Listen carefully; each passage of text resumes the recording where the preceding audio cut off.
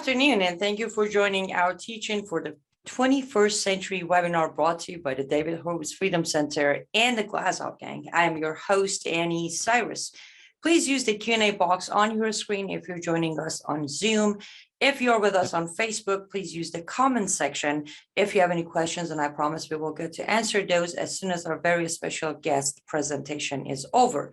Also, if you are with us on Facebook, please make sure to go ahead and share this live stream, as the information you're about to receive is most likely nowhere else to be found. With that being said, it is my honor and privilege to introduce our guest returning today, Itamar Marcus. He is the founder and director of Palestinian Media Watch, which is one of the foremost authorities on Palestinian policy and ideology. Mr. Marcus has been instrumental in exposing the Palestinian Authority duplicity, hate, and terror promotion. He is also the author of the book Deception, which was acclaimed by the founder of Human Rights Watch as one of the most important books you handle in your life. Hello and welcome back, Itamar. Thank you very much, Annie. Pleasure to be with you. Absolutely, our pleasure. And I made sure you can share your screen, so everything is ready for you to take the floor. Thank you very much. Okay, thank you again, Annie, and thank you for inviting me to return for a second presentation. Now, today's presentation is going to be dealing with the United States funding of the Palestinians through two different means. First, I'm going to be discussing UNRWA, United Nations refugee organization dealing with Palestinian refugees. And the second is going to be the Palestinian Authority itself. And the questions I'm asking are, one, is it wise? And two, is it legal under American law? Now, when we talk about the Palestinian Authority has been dependent on the United States aid since it was founded. The United States has been the #1 funder of the Palestinian Authority since it was established. And then during the Trump administration, there were so many things wrong with the Palestinian Authority. Eventually, the Trump administration canceled all the funding, so that the Palestinian Authority was eagerly awaiting the Biden administration, hoping they would refund. And I just want to show you some examples just to set the atmosphere in the PA in anticipation of the Biden administration right after the elections, what we found in the official Palestinian press. So this is right after the elections. This is the Deputy Secretary of Fatah. He posted this on his Facebook page. The best deal of the century is to remove you. This was right after the elections when Trump was gone. And then this was in the official newspaper of the Palestinian Authority. The sun is setting on an American President Trump who sowed destruction and ruin on the face of the earth. This is the official paper. And then this also from the official paper. And here you see actually the transition that they're talking about. Trump and his advisors appear like a group that arrived in a time machine from the old colonialist period. They are counted among the same power-hungry racists and bloodsuckers who desire to rob the people's resources. So this is about Trump. And then he goes to Biden. The most reassuring thing for us is that Biden was one of the central characters in the Obama administration. So here they're waiting for Biden. Hopefully he's going to start funding again.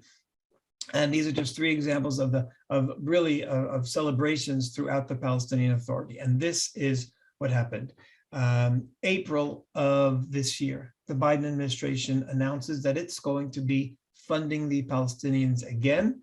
Announced at that time $150 million for UNRWA. Then in May, another $33 million for UNRWA. And then in September, just now, another $135 million. So UNRWA is getting massive funding from the United States already. The Palestinian Authority was announced in April, $75 million. We'll talk about how this is going to be done, how this could be done, and $10 million for peace building projects. So April of this year, the United States is going to announce that it is now funding the Palestinian Authority once again. Now, I want to talk about these two different frameworks, the Palestinian Authority and UNRWA, and I'm going to start with UNRWA.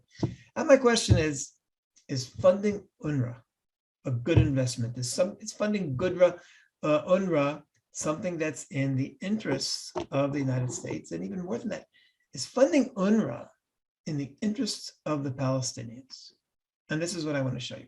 Now, there's been a lot that's been reported about UNRWA that has brought a lot of anger on the organization. Again, the UNRWA is the organization for dealing and supporting Palestinian refugees, runs all the Palestinian refugee camps. And it's been reported that the school books in the UNRWA schools promote hatred, terror glorification, that some of the leading officials were removed because of corruption. And in fact, UNRWA schools even have been shown to be hiding terror tunnels. And this is a picture of a terror tunnel that was found in June of this year in the area of a UNRWA school. So these are terrible things, and the world is demanding that UNRWA fix these. But I'm going to argue, and what I think is clear, is that UNRWA shouldn't be funded irrespective of these, even if it fixed up all these problems, even if it had good school books, even if it stopped the corruption and it wasn't hiding terror tunnels. UNRWA isn't deserving of funding, and I'm going to show you why. During the Obama administration, the United States gave UNRWA over $2 billion, $2.4 billion. And I want to show you what they got for their investment. What they got for their investment, and this is the pictures from the UN, from the UNRWA website, the number of refugees in refugee camps of UNRWA. So at the beginning of the administration, it was 4.6 million, and at the end of the Obama administration, it was 5.3 million, a rise of 700,000 refugees. Now, I would assume that if you have a program to deal with refugees, you want to lower the number of refugees. You want to resettle refugees. You want to give them homes. You want to give them jobs. You want to get them on with their lives. And here we see that with a $2 billion investment, what the United States got was an extra additional 700,000 refugees. Now, the United States wasn't funding during the Trump years, and the numbers continued going up, a rise of another 300,000 under Trump. And from 2020 to 2021, we've had another 100,000 in the next year. So what we're seeing is all this money that is being put into UNRWA, and we're getting an extra 100,000 refugees a year. In other words, UNRWA is not solving the refugee problem at all. UNRWA is growing refugees. UNRWA is literally creating refugees and compounding the problem every single year. So if we look at the history of this, it's just something that is absolutely shocking. This is the refugee camp growth since UNRWA was established. In 1948, UNRWA was actually established in 1949, but when there were about 700,000 Arabs who ran away from Israel during the War of Independence, 700,000 people. And that was the number that UNRWA, when they started, that was approximately the number, a little bit higher, approximately 700,000 refugees when UNRWA started in 1949. Now, what is it in 2021? 5,700,000. So that in all of these years that UNRWA has been running, they had a minor problem of 700,000 refugees. And now the refugee camps have 5,700,000. They've added an additional 5 million refugees. Now, that is an outrage. It's a human rights tragedy for all of those individuals who, instead of being resettled, instead of being born into a life of freedom and a life of independence, they are born into refugee status. 5 million new people being born into refugee status. Now, what's going to happen in the future? If this continues, by 2030, we're going to probably reach 7 million. By 2050, we'll probably reach 10 million or more. What kind of an institution is this that is dealing with refugees? Now, let me just show you why this is happening. It's not happening just because of UNRWA. It's happening because of the Palestinian Authority, and because UNRWA listens to the dictates of the Palestinian Authority. The Palestinian Authority wants to keep these people as political pawns. The Palestinian Authority doesn't want what's good for the people. What's good for the people, the refugees who are in Lebanon, should be settled in Lebanon and get on with their lives. The ones in Syria, get on with their lives. Jordan, get on with their lives. Let them have a decent life. No, the Palestinian Authority wants them to remain political pawns in the refugee camps. Now, what's particularly shocking, it's not just those Palestinians who are out of the, who are in Syria, Lebanon, and Jordan. I want to show you an article that appeared in the official Palestinian newspaper this year. At the beginning of the year, it was dealing with all sorts of population figures around, and look at the following. 42% of all Palestinian residents in the state of Palestine, that means in West Bank and Gaza Strip, are refugees, 26% in the West Bank and 66% in the Gaza Strip. Get that again, 66. Now, the Gaza Strip has been under the Palestinian Authority, has been an independent, now they call themselves an independent state. They call themselves a state, has been in the Palestinian state since 1994. And yet the Palestinian Authority keeps 66% of the residents in the Gaza Strip in refugee camps and 26% in the West Bank. Now, this is an outrage. Now, I want to show you how evil the Palestinian Authority is when it comes to refugees and how important it is for them to have these political pawns. During the Syrian civil war, 2013, many Palestinians were being killed in refugee camps and the international community and the Palestinian Authority was making noises about it. And then Israel offered to allow the refugees into the West Bank and Gaza Strip on one condition, that they've been taken off the UNRWA lists. They no longer will be called refugees. They'll be brought to the West Bank and be given a life. And you will not believe what happened. The Palestinian Authority, Mahmoud Abbas, rejected this. He said, no, I'd rather they stay in Syria in the middle of a civil war. I'd rather they die in the civil war than let them have freedom in the West Bank, in the Palestinian Authority. Now, I want to show you the statement by his spokesman, Nabil Abu-Rodena. This is his statement in the official PA Daily.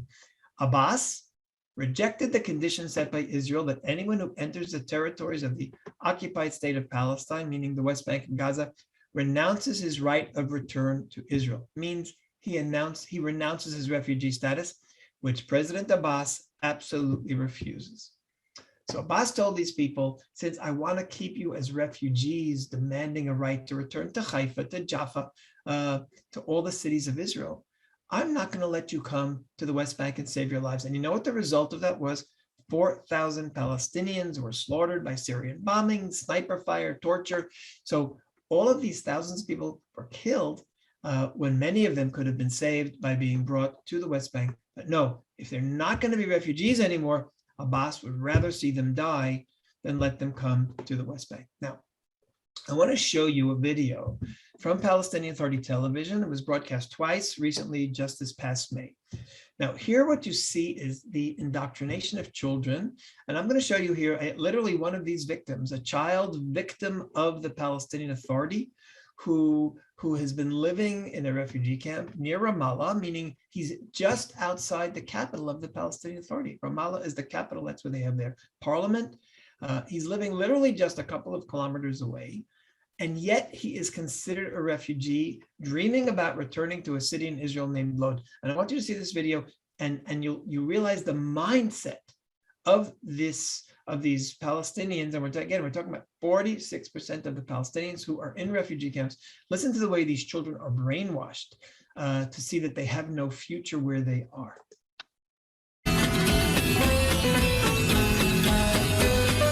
مدينة اللد من أقدم مدن فلسطين، تقع على بعد 38 كيلومتر شمال غرب القدس وعلى مسافة 16 كيلومتر جنوب شرق يافا. عبد الرحمن بابا طفل عمره 12 سنة من مدينة اللد وعايش بمخيم الأمعري مؤقت. I want you to understand that this boy who she's talking about, she said he's from Lod. Now, Lod is a city not far from Tel Aviv, an Israeli city, of course.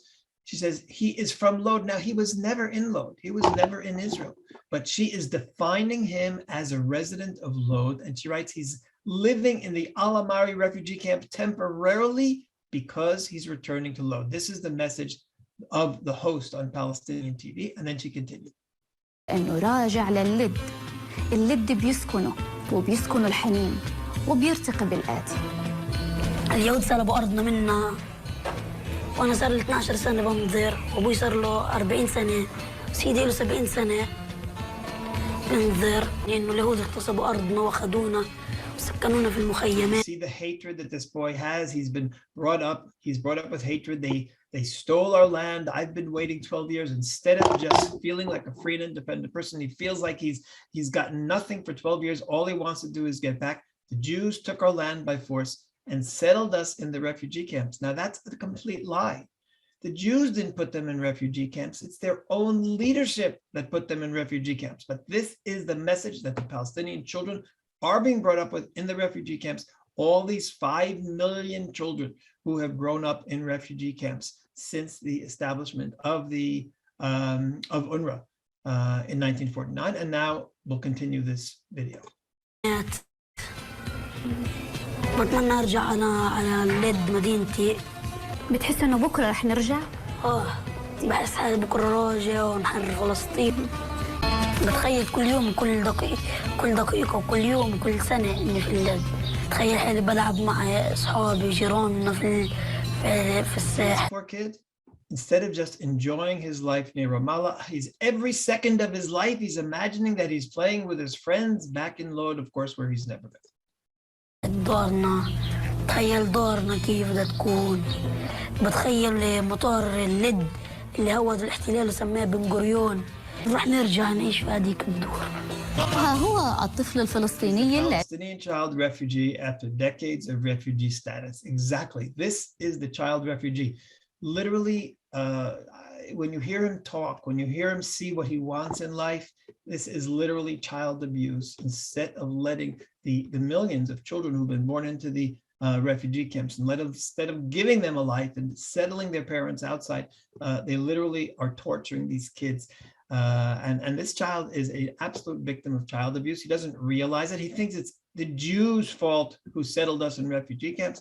But of course, it's the Palestinian Authority leadership, it's the Palestinian leadership and UNRWA, and now the Palestinian Authority, who refuses to give these children freedom. Now, I just want to show you it didn't have to be this way. UNRWA was created at the end of 1949. A few months later, the United Nations High Commission for Refugees was created. Now, this is something that is essentially doing the same thing as UNRWA, but it's doing for all the refugees in the world except for Palestinian refugees. Now, I want to show you what it says on their website. The Office of the United Nations High Commissioner for Refugees was created in 1950 during the aftermath of the Second World War to help millions of Europeans who had fled or lost their homes. During our lifetime, we have helped well over, now this is key, how many refugees have they succeeded in resettling to successfully restart their lives? Look how successful they've been. 50 million refugees. The UNHCR has resettled 50 million refugees since World War II. The UNRWA couldn't deal with 700,000, and it turned them into 5,700,000, whereas the High Commission for Refugees has already resettled 50 million refugees. Now, I just want to show you, if UNRWA were to write a similar statement on its website, I just want to cross out all the things relating to the High Commission for Refugees and UNRWA, and look how it would be different. UNRWA was created in 1949 during the aftermath of not World War II, but Israel's War of Independence, and not to help millions of Europeans, to help a mere 700,000 Arabs from Palestine who fled or lost their homes during our lifetimes. Instead of we have helped 50 million, we have prevented 700,000 refugees from successfully restarting their lives, keeping them as refugees and generating another 5 million refugees. And by the way, our mission continues. We create an additional 100,000 Arab refugees every year. So this is UNRWA. This is UNRWA. And this is why I say, regardless of the corruption, regardless of the school books, regardless of anything, UNRWA is the worst international investment that has ever been done. By funding UNRWA, the United States is supporting an institution that has chained literally generations of Arabs and their children, millions of people.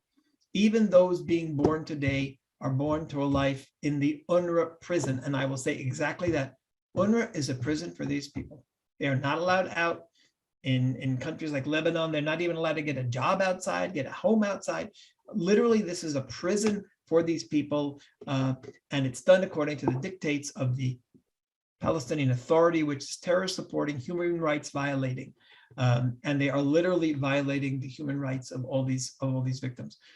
The solution is not stopping and not fixing the school books. And the solution is literally closing UNRWA tomorrow and transferring all of the refugee camps that are under UNRWA to the UN High Commission for Refugees, and let them deal with it the way they have dealt with all the refugees around the world. Let them resettle them, let them go to Lebanon and say, here, we are here to resettle these people. Go to Syria, go to Jordan. We are resettling these people. We're going to give them jobs. We're going to give them homes. We're going to give them things outside of the camps so that they can start a new life. And that would be the decent thing to do. So, as I said in the beginning, funding UNRWA is not just bad for the United States, and it's immoral for them to do it. It's not just bad for Israel because you have all these potential terrorists who hate Israel and hate Jews because of it. It's primarily bad for the Palestinian population themselves. It's bad for those children. It's bad for those adults. It's bad for those 5 million people who literally were born into this prison and grew up in this prison and are still trapped in this prison. So that is why UNRWA does not fit American values and why UNRWA should be closed down immediately. Now, let's get to the second part of this discussion, which is funding the economic and development assistance to the PA legal. Can the United States fund the Palestinian Authority? And again, is it in accordance with American values? Now, under the Obama administration, approximately $300 to $400 million a year was going to the Palestinian Authority. During the period of Donald Trump, Congress passed the Taylor-Force Act, making funding to the PA illegal because they pay salaries to terrorists. Now, I want to tell you the story of the Taylor-Force Act and how it evolved. And then we'll talk about the PA and decide if they really are worthy of funding today. Now, you've heard this, hopefully, but let me give you some details. The Palestinian Authority has a law that it passed in 2004, called the Prisoner's Law, where they pay monthly salaries to every terrorist and prisoner, and they pay lifetime allowances to the families of the so-called martyrs. That means a suicide bomber blows themselves up, their families will get a lifetime allowance. I want to show you how high this money is. This is a chart that we prepared at Palestinian Media Watch to show how much money they get. Now, the size of the salary that the prisoners get is based on the length of time that they're in prison. It starts with a moderate Palestinian Authority salary. By the time they're in prison for 30 years, they're getting 12,000 shekel a month, which is about $3,500. The average Palestinian monthly salary is about $1,000, even less. And prisoners are getting 3.5 times that salary. Now, who's getting 30 years? These are the worst prisoners. These are murderers. So that Palestinian Authority are getting a vastly higher salary as prisoners than they would get for any other reason. They get an extra little bit of money for wife and for child. Jerusalem residents get an extra 300 shekel, and get this, an Israeli resident, an Israeli Arab who is a terrorist, gets this full salary plus an additional 500 shekel a month. The principle here is outrageous. They're actually encouraging Israeli Arabs even more than they're encouraging their own people by paying them even more. Now, that's for terrorists in prison. Martyrs, suicide bombers, someone who attacks Israelis and who's killed. Immediately, the family gets 6,000 shekel, about $1,700, as a one-time payment, a reward for their child being a martyr or their spouse being a martyr. And then they get 1,400 shekel for life. And here as well, Israeli residents get an additional amount of money. So you're talking about an outrageous, and it's been coming, all of this, the Palestinian Authority has been spending about $350 million a year on these payments as terror rewards. Now, just to make it from numbers, I want to make it personal so you understand what we're talking about. We're talking about the most evil people on the face of the earth. We're talking about people like Amjad Awad and Hakim Awad, two cousins. They went into the home of the Fogels. They murdered Ruth Fogel and Ehud Fogel. They also literally bludgeoned, they stabbed and slit the throats of the children, Yoav, Elad, Hadass. You didn't want to see the pictures of the entire rooms, the children's rooms, covered from wall to floor with the blood of these children.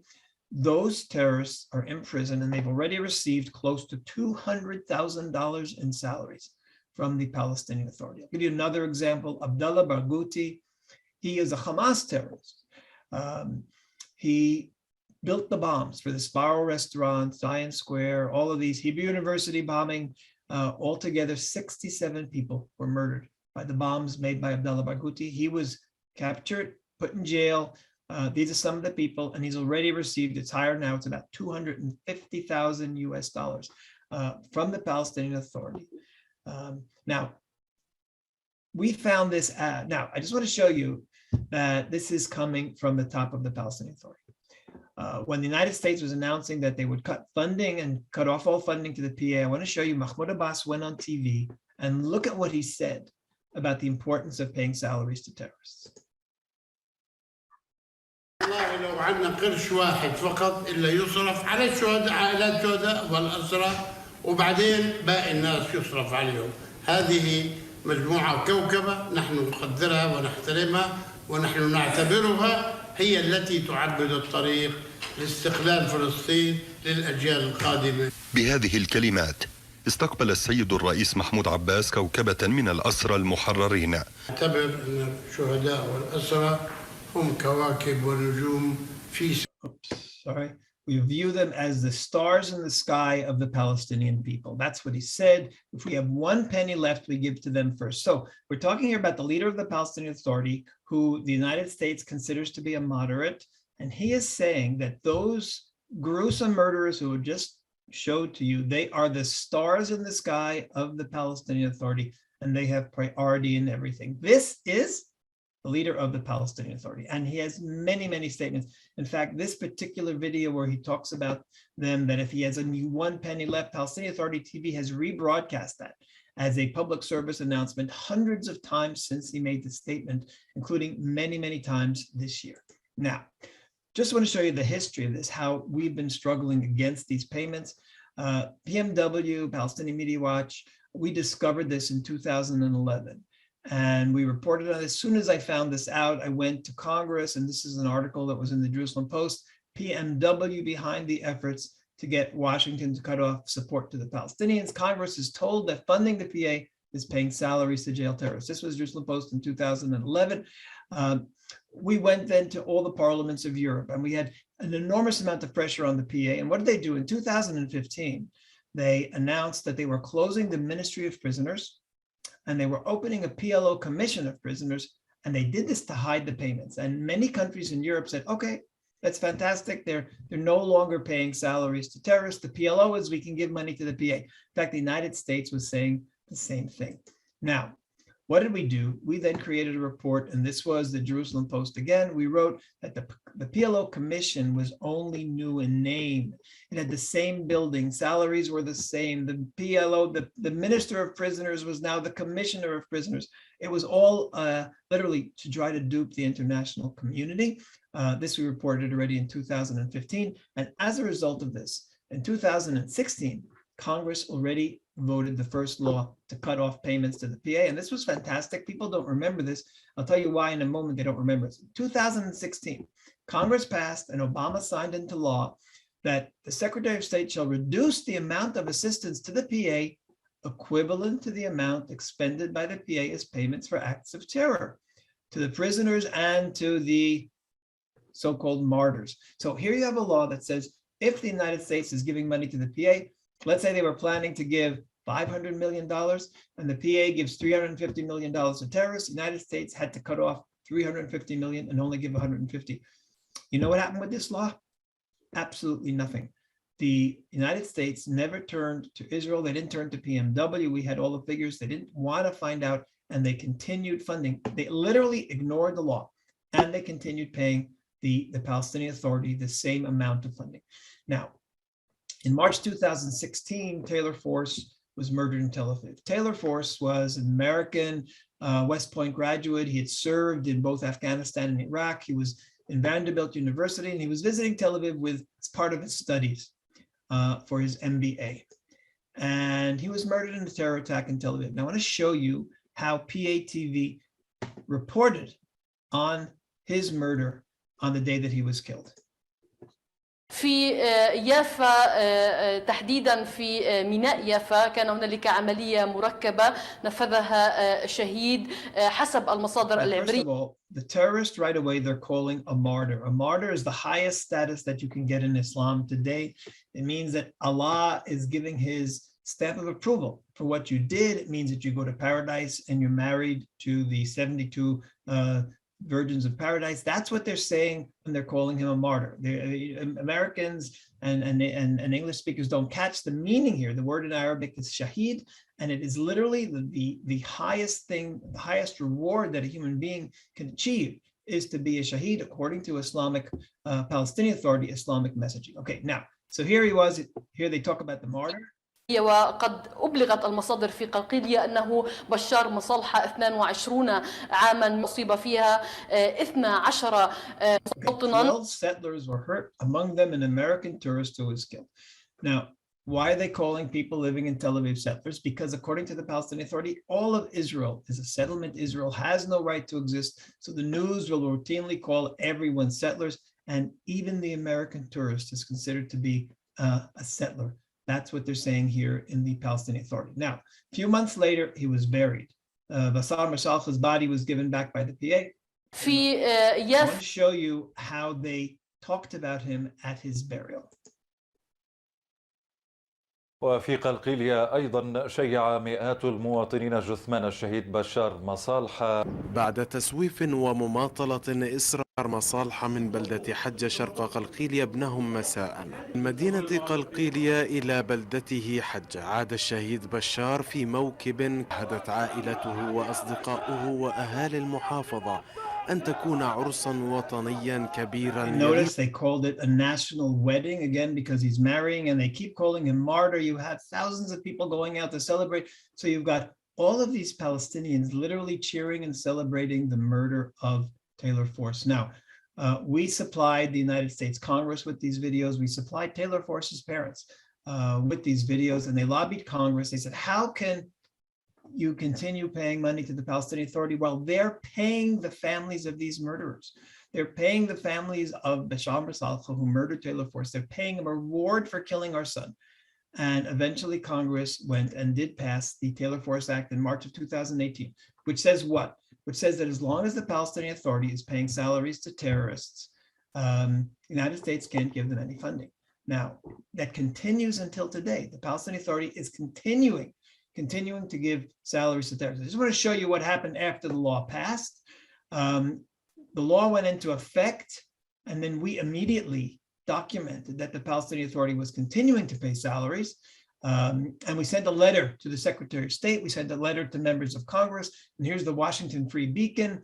Following PMW's report, 14 members of Congress sent a letter to the Secretary of State citing the documentation in PMW's report. We urge you to suspend all payments to the Palestinian Authority. And that is exactly what happened. The United States cut off all funding to the PA. And after them, I spoke to members of parliaments in Netherlands, and they cut off funding. Australia, likewise, I met members of parliament. They cut off funding. Canada had already cut off funding. 4 countries have cut off all funding to the Palestinian Authority because of these salaries to terrorists, including the United States. Now, the salaries continue today. And these are official Palestinian Authority figures, 600 million shekels still being paid by the Palestinian Authority in 2020, so that the Palestinian Authority is not eligible for funding from the United States, even until today. Now, what's going on right now, and this was just reported in the Palestinian newspapers, the United States is having meetings with the Palestinian Authority. They promised them this money. They're trying to find all sorts of ways to bypass the law, which is what they're going to do. But what they're doing, though, now is they're having meetings with the Palestinian Authority and American officials to try to allow them to keep paying their salaries, but to call it something else. Literally to trick the entire international community. The United States knows that they can't do it if they're called salaries, but if they're called something else, or if they're hidden someplace else, they might be able to do it. Now, I'll just tell you how they started to do this already. Not only did terrorists in prison get these high salaries, released terrorists get the same high salaries.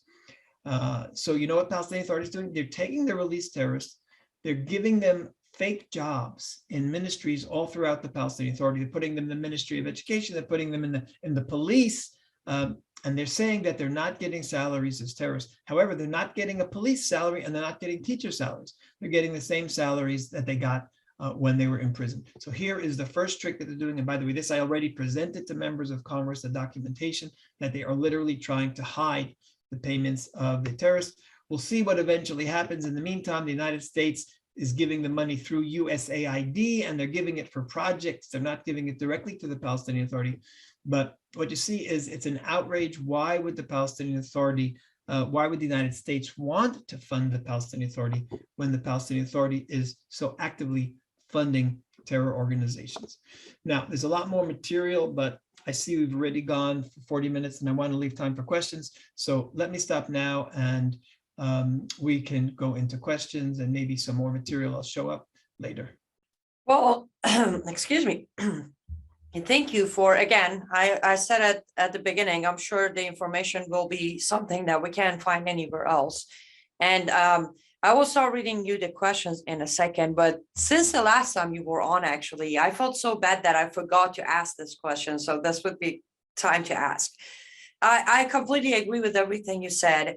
And I don't believe for a second the Palestinian Authority will ever stop doing what they're doing. Even if they took the entire Israel, they would continue trying to conquer more. That's just my understanding of them. But here's my question. Why is it that the Israeli government is putting these people in prison? I mean, if they're terrorists, if they're jihadis, just, you know, I'm sure many countries in the Middle East do have the death penalty. Is there a specific reason there is no death penalty for these inhumans? Israel does have a death sentence, and it's been a debate in Israel for the last number of years. Israel specifically has a death sentence for terrorists. The Israeli military courts, for whatever reason, have never given a death sentence. And there's a lot of pressure to change that right now. Again, you look at these people like Abdullah Barghouti, who murdered 67 people. Why is he sitting in prison? And the Awads, who slit the throats of those 3 children. We have a death sentence, we have a death penalty, and it has been debated for many years. And the government is, for whatever reason, is afraid to take that step for political reasons. I kind of had a feeling that might be the answer. On that note, to the next question, recently, and by recently, I mean a couple of months ago, the Israeli government had Hamas cornered, literally. It was minutes away, maybe hours away, maybe days away from almost making Hamas disappear. They got a call from Biden administration, you know, ceasefire and ceasefire. Why? Well, I don't think it was so simple. I don't think Hamas was about to disappear. Let me just tell you how powerful Hamas is. In the most recent polls, I think it was close to 70% of Palestinians said they would vote for Hamas if elections were held today, legislative elections. And if Ismail Haniyeh, who's the Hamas leader, was running against the Palestinian Authority leader, Mahmoud Abbas, likewise, 60 to 70% would be voting for Hamas. Hamas is very powerful. The overwhelming majority of the population of Palestinians, and by the way, that's the West Bank and Gaza. People think Hamas is strong in Gaza and the Palestinian Authority, Fatah is strong in the West Bank. It's not true. Hamas is strong in both places. Hamas has a majority of support in both places. So that even if we were to take out, I think we killed a few hundred terrorists in the recent war. Hamas has thousands of terrorists already. And if we even killed 1,000 terrorists, they would, from the millions of Palestinians who support them, they would just raise up another army of another few thousand terrorists. So it's not very simple. We can't just erase Hamas as easily as that. Okay, let me rephrase that question. Biden administration, just like Obama administration, has made it very clear they are not allies of Israel. Comes to it, they will not stand by Israel. So I guess my question, better phrasing the question, why would Israeli government even take the call from America or the suggestion of ceasefire? I guess where I'm going with this is, why isn't the Israeli government standing up to the actions Biden administration is taking to support the Palestinian Authority? That's the general question. Okay, so that's the general question. There are so many important parts to the Israeli-American relationship, and Israel has to compromise on certain of its principles in order to keep the friendship alive for reasons. I'll give you, for example, Israel requested $1 billion in aid to rebuild our Iron Dome, our missiles that were shooting down the Hamas missiles. And the United States Congress voted for the $1 billion in aid, and the Senate's going to also pass. We get from the United States as well. We don't just take dictates from the United States. I'll tell you something else.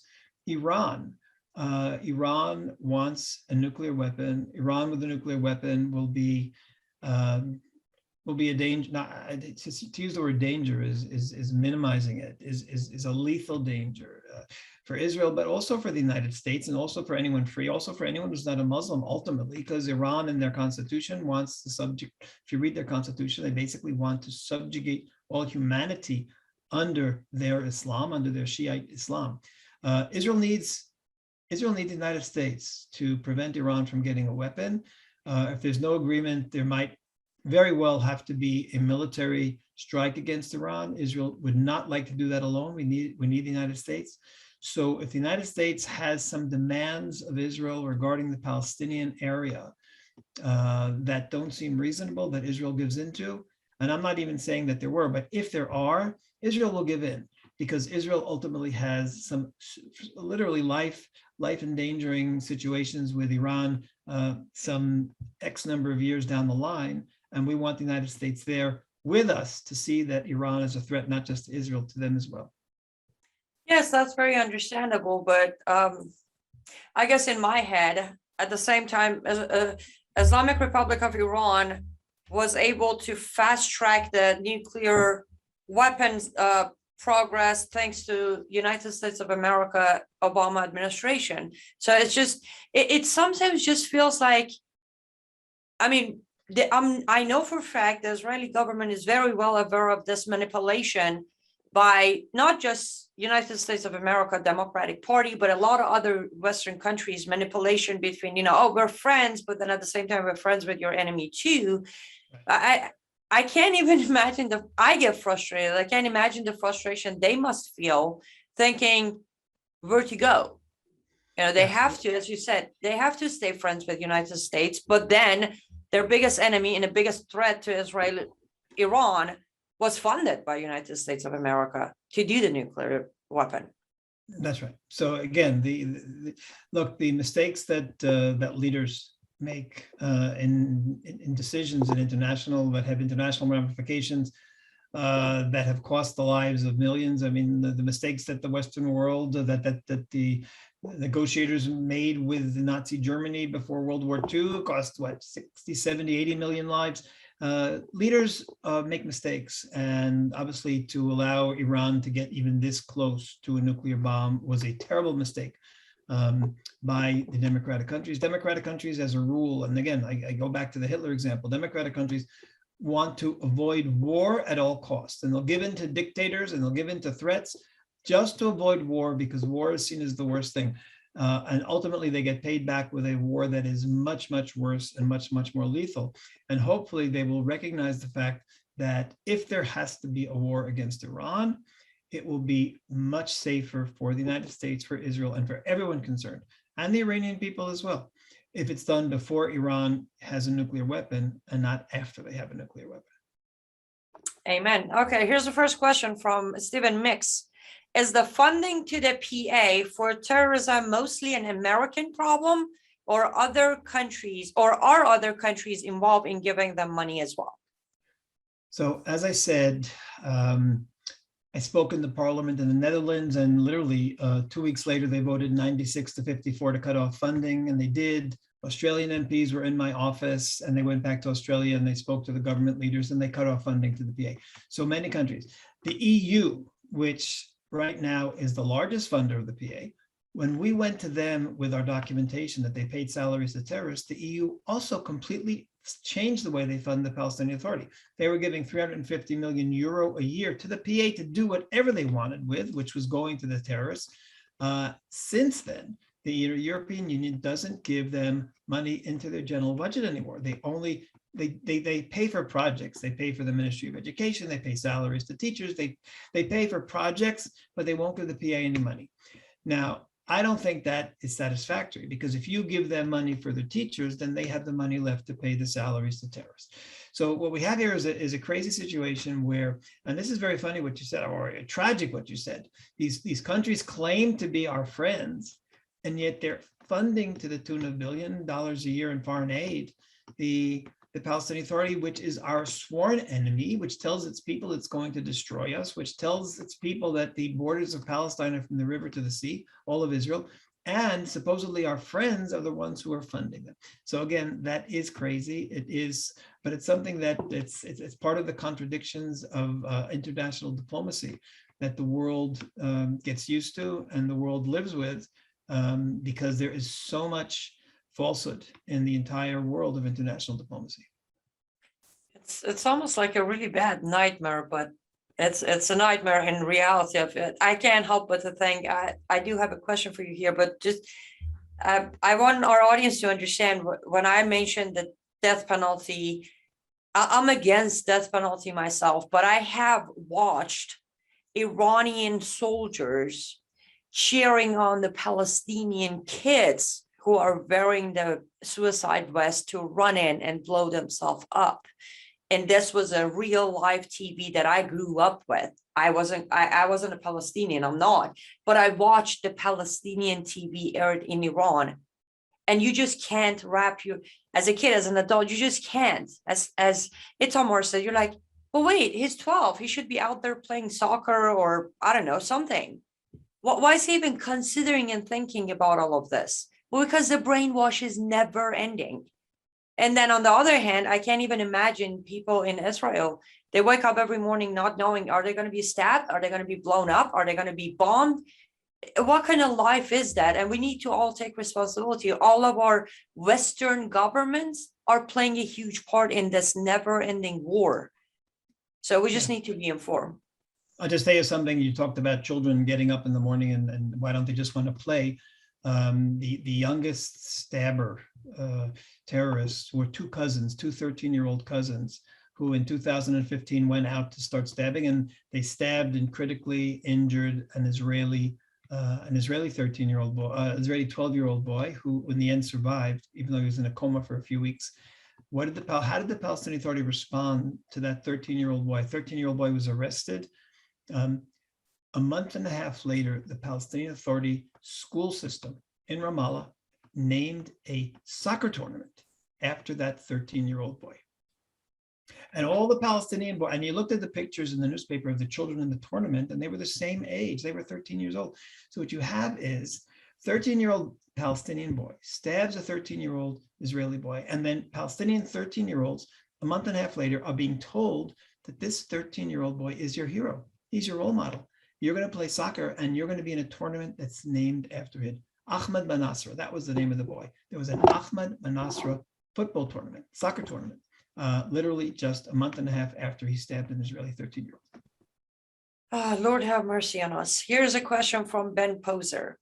If somehow you got a member of the Biden administration alone with you in a room, what reason do you think they would give for the U.S. funding on UNRWA?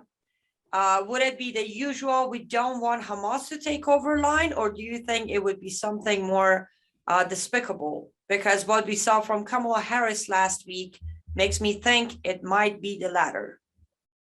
I think he's referring to the video of Kamala Harris praising the students for hating on Israel. Yeah, I don't think an American official would say that. I think American officials would say exactly that. We're funding the Palestinian Authority because it's in Israel's interest not to have Hamas. We're funding UNRWA because if we stop funding UNRWA, then all these people are going to start suffering and then they'll all turn to terrorists. Now remember, I didn't say stop funding UNRWA. I said disband UNRWA and put in the UN Commission for High Commission for Refugees to run the refugee camps, so that the process will be not to preserve them as refugees, but to get them out of there, and the people who know how to do that is the other UN agency. So that's exactly what I'm saying. But I don't think the United States would, I think the United States would say it's in Israel's interest and we want to keep things quiet. So we just have to keep plugging the hole. But like I said, those holes aren't going to be plugged, and you're going to have very soon 10 million refugees. It's going to double in a few years. And then what? You know, it's literally an absolute human rights abuse to keep the UNRWA refugee camps running. Agreed. Okay, a closing question for you. I am seriously very curious to hear your take on this. The current situation, Biden administration running away from Israel, Taliban taking control, Al-Qaeda appearing again, ISIS-K coming into picture, and Hezbollah members of Islamic Republic of Iran being called to active duty in Afghanistan. How do you see all of this playing out, and how much more danger is Israel facing now? It's Israel doesn't face danger directly from what's happening in Afghanistan, but the shot in the arm that terrorists, Islamic terrorists around the world got from the success from the United States running from Afghanistan the way they did will have repercussions internationally. And it's going to make the world a lot less safe for all free people. Israel's going to suffer, the whole free world will suffer, and they will reorganize now. And who knows where the next equivalent of 9/11 is going to be, in which country will it be? It's only a matter of time. You can be sure they're planning it. They now have a country to sit down, organize, to think clearly, and to plan it. It's not going to be pretty when it happens. Agreed. And we will keep on fighting. As Robert Spencer always says, it's not over until it's over, and it isn't over, thankfully, yet. Itamar, thank you so much, as always, for giving us your time, your wisdom, and information that is absolutely nowhere to be found. Please do tell our audience where they can go to get more information. I know your presentation and everything is somewhat available to the public. Yes, the presentation is available. Write to us at donna@palwatch.org, and we can send you a copy of this presentation, which you can then use and give to students, and anyone can make any use of it. If you're interested in the previous presentation as well, which dealt with much more of the general Palestinian Authority ideology, we'd be happy to give you that as well. And you can also get our newsletter. Go to our website, palwatch.org, and you can get all this information. Thank you. That's palwatch.org. palwatch.org, yes. Perfect. Fantastic. Thank you so much for being with us today. Thank you, Annie. Bye. Absolutely. And to our lovely audience who has stayed with us until now, we appreciate you very much. Please make sure to share this video because everybody needs to know everything you heard today. And remember, these webinars are brought to you by the David Horowitz Freedom Center and the Glazov Gang for free. So if you want to support these webinars, consider going to frontpagemag.com and make 100% tax-deductible donation. With that being said, please stay safe and goodbye.